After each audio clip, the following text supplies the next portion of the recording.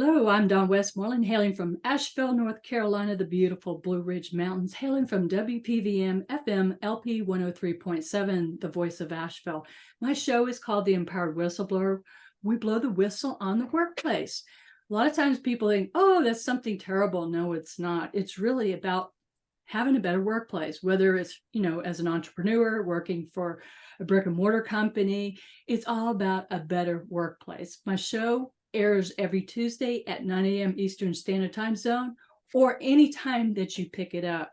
I'm so excited. I've been wanting this interview for a long time. Scott Mason. Scott Mason hails from New York City. I have followed him on LinkedIn. I know it's been over a year, and he is one of the most prominent, outstanding people that I've ever known, most authentic.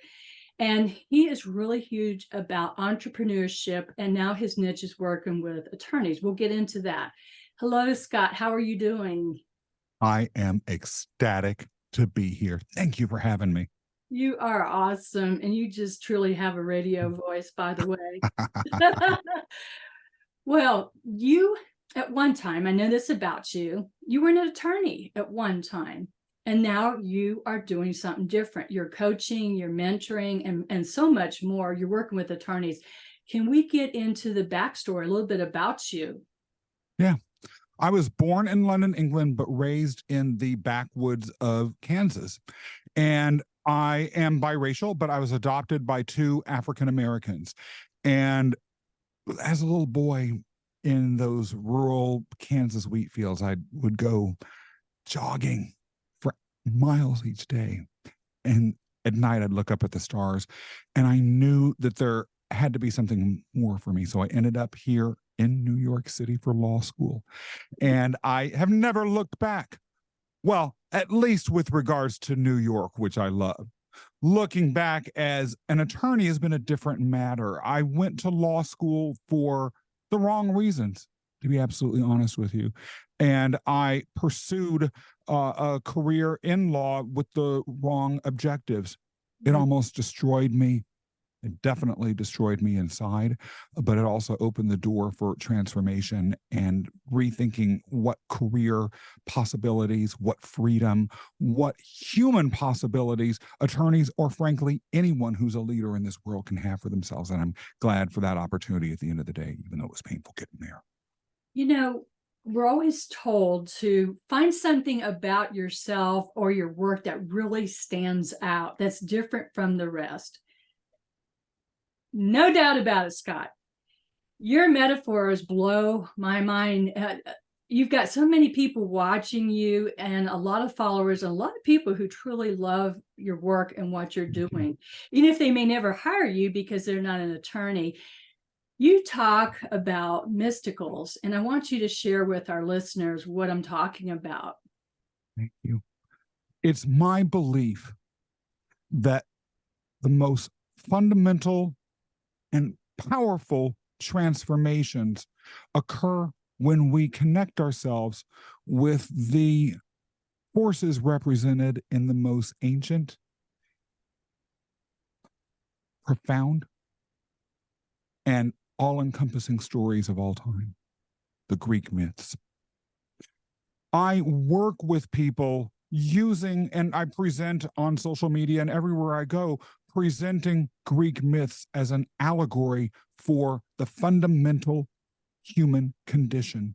The gods and goddesses, the mysticals that you're talking about, are actually just externalizations of experience, characteristics, choices, and feeling states, thoughts, ideals that have been a universal part of the human experience since the dawn of time. And so if we're able to channel those messages, learn from thousands of years of wisdom, it can actually have practical implications for attorneys, or honestly, Dawn, anyone who's seeking professional freedom. The power is untapped, but it's limitless. Wow. I know when I read your postings, and you do a lot of postings on LinkedIn, and you have some of the most authentic, powerful videos on LinkedIn, and I don't know where else you have them, but I'm on LinkedIn a lot, and I see them, and I'm telling you, I'm just mesmerized by it, Scott. Thank So if you. I'm mesmerized by it, and I think I'm hard to impress at times, surely there's a lot of people like, wow, I'd like to work with this fellow. Don, you're leaving me speechless. I don't even know what to say except thank you. That's the goal. I feel like if we're going to be out there having our voices heard, we might as well be charismatic Olympians. We might as well put it all out there. The world needs it. We were given the gift of our experiences, of our talents, or whatever it is that we bring to the table. Max it out. Let the world have the bar of gold on a silver platter that is who and what you truly are. And so if I'm doing that in a way that impacts people, then I'm fulfilling that mission. And I want everyone else to as well. And I have to say this because I just can't hold back, Scott.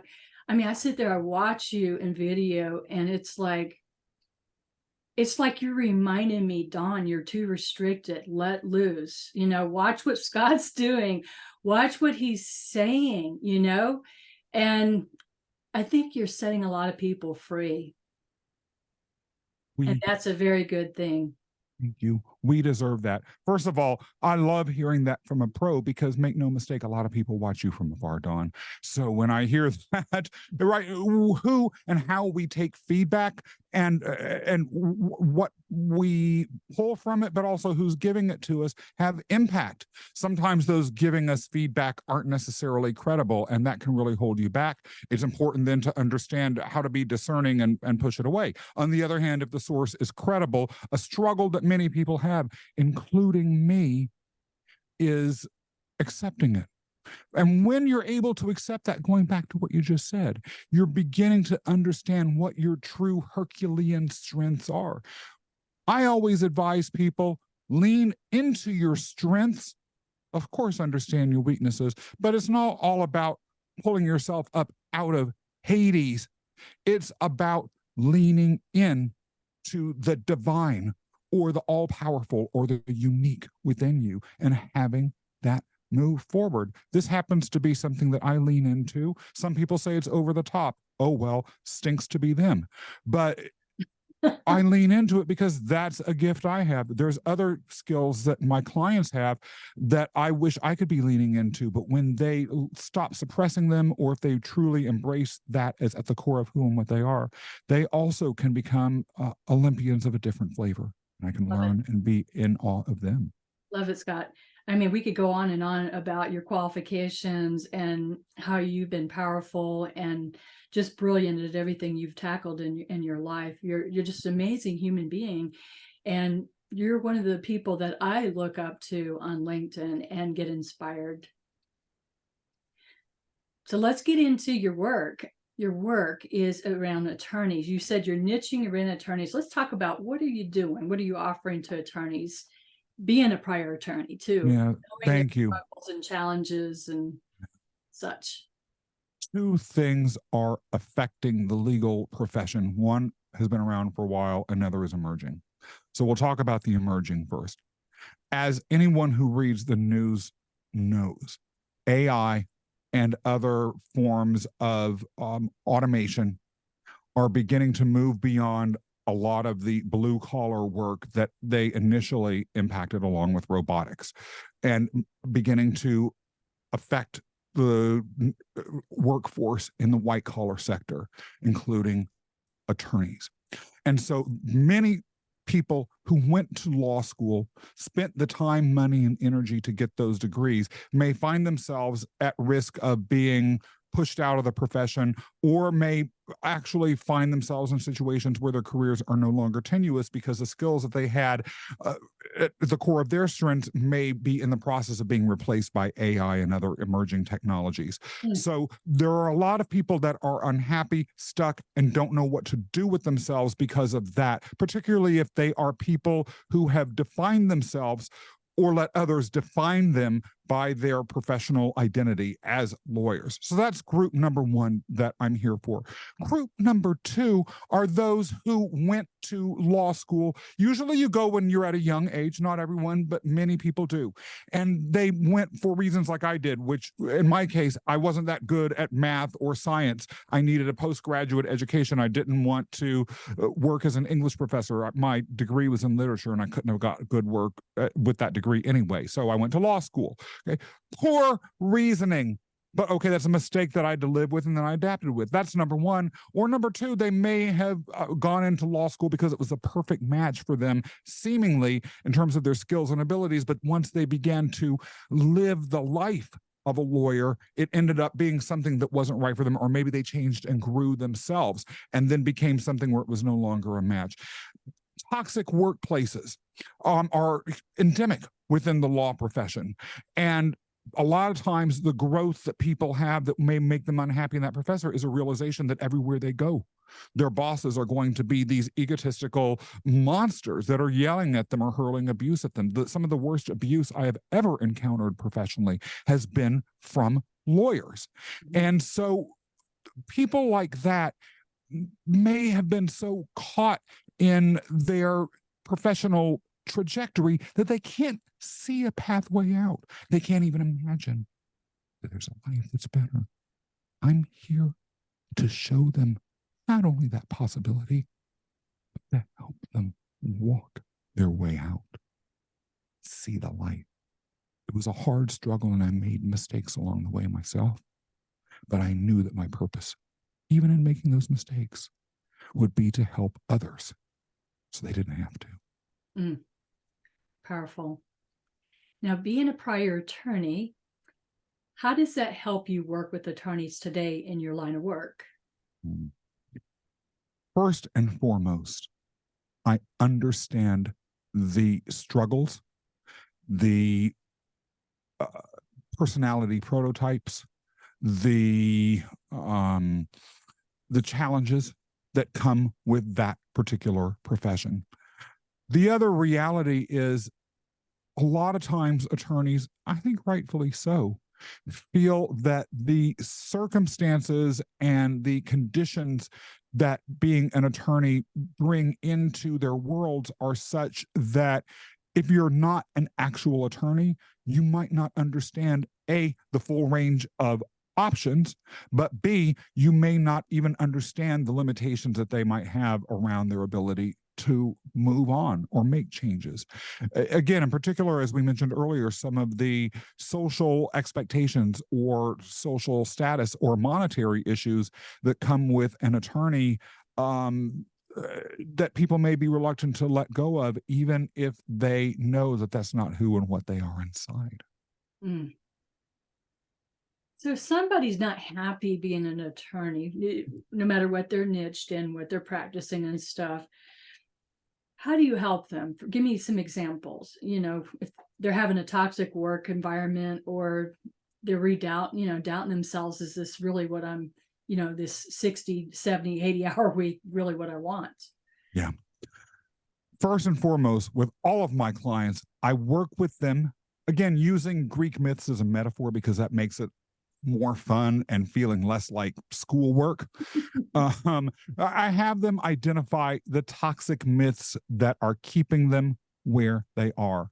These myths drive our careers away from success unless they're identified and then gotten rid of. Once we get rid of those myths, I work with my clients to do what I call a visit to the oracle.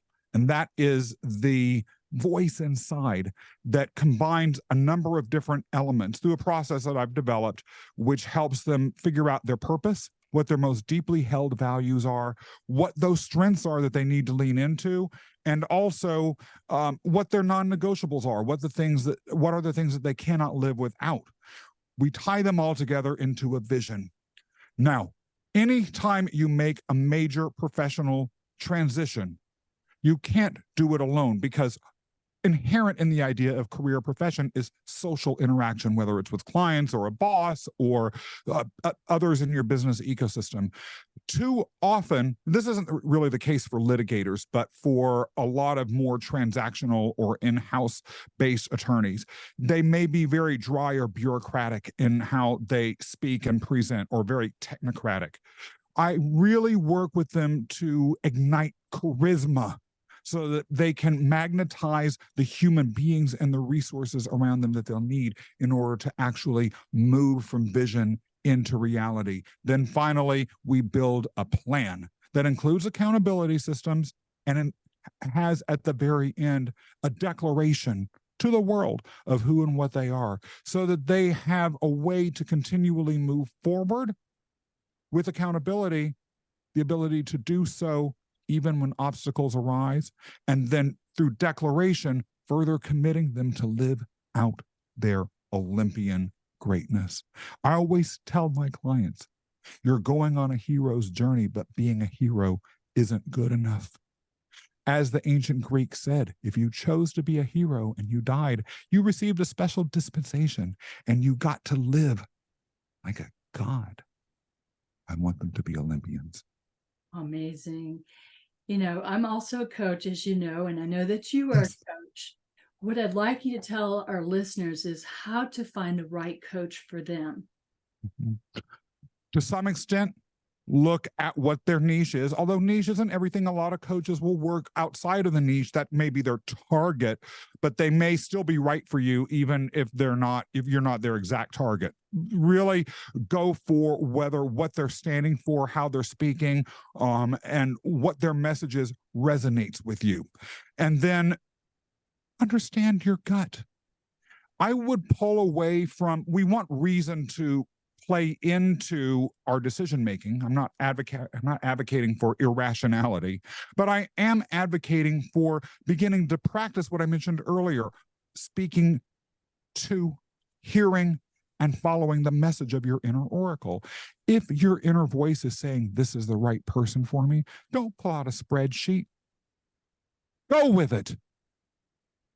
Go with it. If, on the other hand, you're saying this coach checks all the boxes, yeah, I feel more connected with Dawn than with Scott, but Scott says he's an attorney coach. Scott has that law. Scott, even though I really just feel better with Dawn, well, then don't go with Scott. Go with Dawn, right? Listen to the oracle. Now, I know you've been working for a while in this career field of coaching and helping people. Yes. Everybody loves storytelling, and I'd love to have a story shared by you of a success story, somebody that came to you in dire need, whatever their issue was, and how you helped them. Oh my God, I love this. Thank you for asking. So my favorite client actually is not an attorney, and this goes as to sometimes you're taking people that are outside of your niche, but otherwise are the right fit. His name is Adam, and he's actually one of the top antique dealers in the entire New York City area, which, as you can imagine, is probably the largest antique market in all of North America, and maybe even one of the top 10 in the world. Now, when I first met Adam, he was overwhelmed. He was working 7 days a week. He had no clear pathway forward in his life or his career. And so we began working together once a week. And no matter what challenge was put in front of him, no matter how much his fears might have wanted him to resist stepping into something different or new, he might be quiet. He might say something like, that's tricky. I have all of his sort of isms down. He still does it. And he'll come back and he'll say, I did it because you told me to. And Well, Adam is about to have his first book published. Adam works 5 days a week. The other 2 days, he's hanging out in the house that he bought since we started working together in upstate New York, which is his second house. And he is becoming an emerging thought leader in a field that needs it. I would add on top of that, just the other day, Adam sent me an ad or a magazine that he had had ads in for some time. And one of his top competitors, if not his top competitor, had decided, apparently after observing Adam, that he needed to have an ad that looked almost exactly like Adam's in the same magazine. Now, the magazine publisher pushed his ad to later in the magazine, but that is some game-changing stuff. When you're having your competition, who on the outside might seem more successful, playing by your rules, Adam is an Olympian, and he's one of my personal heroes. Oh, that's a great story. Now, you coach. Do you also do public speaking, podcasting? You do podcast. We've talked about that. Share with the listeners what all you do. Thank you. So, as you said, I coach. Now, I don't like to talk. I don't speak. I'm too retired. Just joking. I am a professional speaker as well, and I love speaking before organizations or otherwise working with organizations who are having individuals that might feel disconnected from their purpose or from their calling, and who are looking to change and transform and find their own version of professional freedom. So right now, for instance, I have some presentations before various continuing legal education providers and maybe even a bar association that I'm in conversations with at the second happen that will go as to that. I've appeared on zillion podcasts. I've spoken on this topic in its various iterations to audiences internationally. And I love hearing from people who are interested in understanding and bringing something truly original and different to their audiences who might be seeking professional freedom, as well as some good old-fashioned personal and epic mythological storytelling, all wrapped into one actionable set of instructions and follow-ups and takeaways that people can use to change their lives. Nice. Scott, if you were to write a book about your life and your work and your whole journey, what would you call this book and what would it be about? I can answer that one quite easily. The book would be called Charismatic Olympian, and it would be about that journey from the personal Hades that I locked myself into, how I found my way out and became the Olympian avatar that I live and that models my life and is my North Star every day. Easiest answer in the world. What would you hope for people to get out of that book if you were to write it? What's possible? What's possible, and a comprehensive and substantive process for doing so. Understanding that if I could do it, there's nothing extraordinary about me, as anyone who's reading that book would understand. My mother worked in a dog food factory. My father was a highway patrolman. I didn't come from any fancy background. A few minutes ago, I was reading about legacy students getting admitted into places like Harvard, Yale, and Brown. When I went to Columbia Law School, let me tell you, there was no one else whose mother worked as a dog food factory worker. Right, I was in the legacy of anything except dog chow, and so if I could do this, anyone can. Anyone can. That's what I want people to get out of it, as well as, like I said, not just sort of fumbling and saying, okay, he did it, I can, but these are the steps. This is the framework. This is how it is done. It makes sense. My inner fire get reignited. Scott, one thing I know for sure, I've been a coach now, I think it's been 10 years as a life coach, is that there's a reason why we became a life coach, and we may have had to overcome something maybe when we were younger or before we became a coach. Was there anything that you went through in life that also could have propelled you to do what you're doing today? I think it is a whole host of issues. And I've been public about this in a number of different forums. It goes everything from the most deep-seated issues that I had as a child. I grew up in a very, very violent and chaotic household. There was not a lot of belief in my possibilities. As I mentioned at the top of the show, I am half white, half black. A high school teacher decided to announce to the debate class that I took about me that, quote unquote, you can teach a monkey how to talk, but you can't teach it how to think. It's overt racism right then and there, as well as a public statement of lack of belief. I let those things drive me. But by letting them drive me, I also set the seeds for my own destruction, because I wasn't doing what Adam is doing right now. I wasn't creating a myth for my own future based in my own terms. It was always in the terms of others.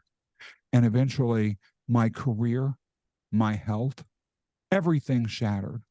Dawn, I've gone through everything from body dysmorphia to being rageful and nasty and a total jerk in the office, to being down in the dirt and not sure whether I would ever work again, crying in the middle of the night because my prospects were so bad for the future, to being able to build, rebuild, rise, fall.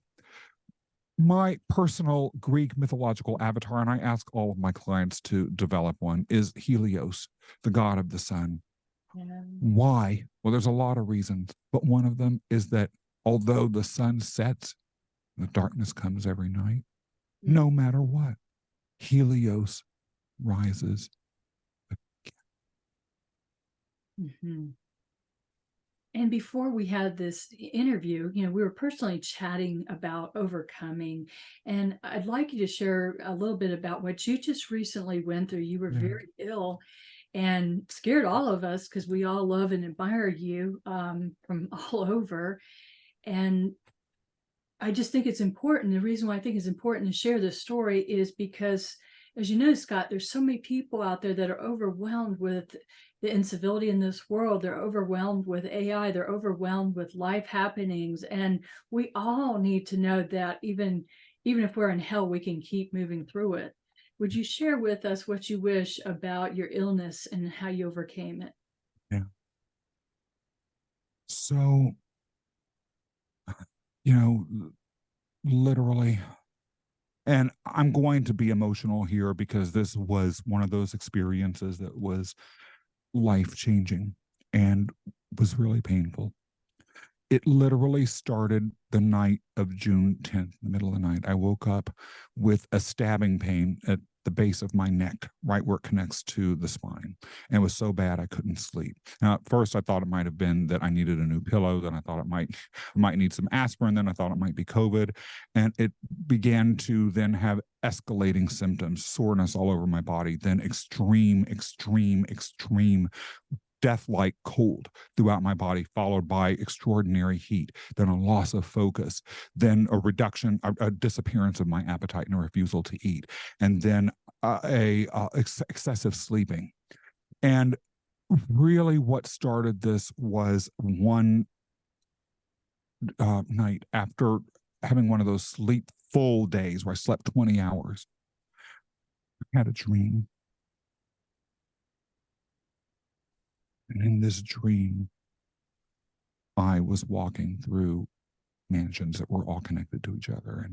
And all of these mansions had floor to ceiling shelves full of baseball cards. Be darned. And I kept pulling out the baseball cards and looking at them. And every single one had the words in big block letters, "Your number's up." And then it had my face. That dream was so real. Mm-hmm. I don't experience it as a dream. I experience it as something that really happened. And the next morning, I wasn't able to walk or stand, and I was rushed to the emergency room. And I was in the hospital for 2 weeks as I went through periods of extreme pain, of extreme fatigue, of deliriousness. My husband talks to me about some of those early days, entire periods of hours I have no recollection of. Later, I developed nerve issues throughout a large part of my body. I felt it was on fire anytime I would even slightly turn my head, even if I was asleep. And I thought that the dream meant that I was going to die. And in fact, my husband thought I might die one day when he left for the night. he took a picture of me, and I asked him why he took that picture of me looking all skanky and skinny. I lost 20 pounds, in bed. And he said, because I wasn't sure if I'd see you again in the next morning. He was like, I didn't know if you died overnight, whether they would take you right to the morgue and I'd never see you again. And